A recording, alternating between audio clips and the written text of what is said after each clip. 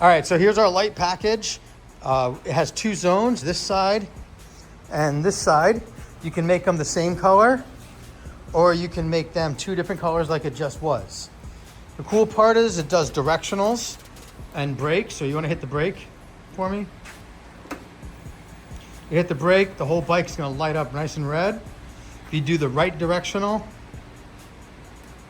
this side will flash, but as you can see, this side stays the same. Hit the other directional.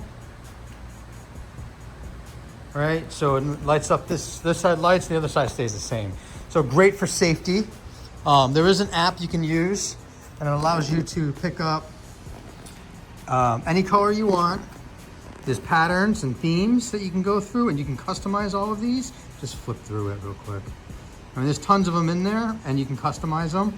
And you can see the zones. So you can have zone 1 and zone 2. They have another kit, it's a step up. It has RGB chasing.